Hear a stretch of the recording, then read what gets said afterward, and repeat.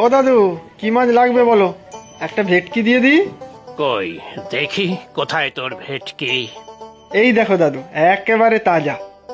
আরে ছ্যা ছ্যা, এ তো খোকা ভেটকি রে। এ আমার চলবে না হে। এতদিন পরে নাতি আসছে বাড়িতে, বড় ভেটকি চাই, বড় ভেটকি পাতুরি হবে, ফিশ ফ্রাই হবে। ও তাই বলো, তাহলে আসল মাছটা বার করি এবার। 800 টাকা কিলো কিন্তু, 2.5 কেজি তো হবেই। আ ঝোপ বুঝে কোপ মারছিস বুঝি রে শিবু। যেই বললাম বড় ভেটকি চাই, অমনি 800 টাকা কিলো। 700 দেব ব্যাস। না না দাদু, লোকসান হয়ে যাবে। আচ্ছা, সব মিলে না হয় 50 টাকা কমই দিও, তোমার নাতি আসছে বলে কথা। আচ্ছা ঠিক আছে, ভালো করে ফিলে করিয়ে দিবি কিন্তু। তা করিয়ে দিচ্ছি, কিচ্ছু চিন্তা করো না দাদু। পাতুরির জন্য একটু পাতলা, আর ফ্রাইয়ের জন্য একটু মোটা পিস করিয়ে দেবো। মাথা আর মাঝের কাঁটা আলাদা করেই দিয়ে দেবো। পুঁই শাক দিয়ে রান্না করিয়ে নেবে, দেখবে কি স্বাদ।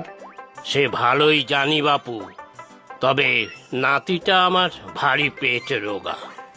কত সব আয়োজন হবে, কিন্তু সে কটা জিনিস আর মুখে ছোবে কে জানে। আর কি লাগবে বলো দাদু, পাবদা, পার্সে, তোপসে সব আছে।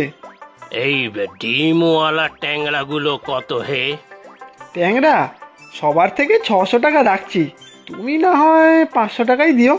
কতটা দেবো বলো? বেশি না, আধা কিলো দিলেই হবে। ডিমওয়ালা দেখে দিও কিন্তু। তা দিচ্ছি, একেবারে 1 নম্বর ট্যাংরা। ইলিশ দেবো, কাঁচা ইলিশ আছে। না, এইসব ইলিশ আমার মুখে রোচে না। আর একটু বড় সাইজও আছে, বার করবো নাকি? পদ্মা ইলিশ চাই বুঝলি, আমার পদ্মা ইলিশ চাই।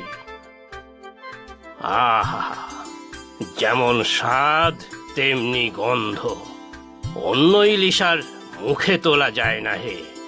পদ্মা ইলিশ তো এবারেও এখন এসে পৌঁছায়নি, ডায়মন্ড হারবার আছে, দেবো?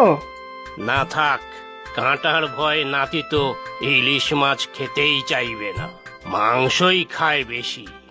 কাল একবার এসো দাদু, দেশি কই মাছ নিয়ে আসবো। দেশি কই?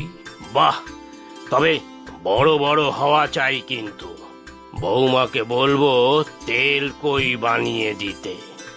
সত্যি দাদু, তুমি মাছের পোকা, রোজই তোমার মাছ চাই চাই। ওরে, মাছে ভাতেই তো বাঙালি রে। দেশ ছিল এখনকার বাংলাদেশের বরিশাল, শুধু নদী আর নদী। আর সে কত রকমের মাছ, রান্নাও হতো সেই কত রকম, সেসব এখনো মুখে লেগে আছে। মাছ, মাংস, এত কিছু সব এনেছেন বাবা। আপনার নাতি কতটা কি খাবে কে জানে। ও তুমি চিন্তা করো না বৌমা, আমাদের বংশের ছেলে তো খাদ্য রসিক না হয়ে যাবে কোথায়। আমার বাপ ঠাকুরদার সবারই ভোজন বিলাসী বলে খ্যাতি ছিল, আমিও বা কম খেতাম নাকি? সে আপনার ছেলে বলে আগে বাড়িতে দুবেলা পঞ্চব্যঞ্জন রান্না হতো।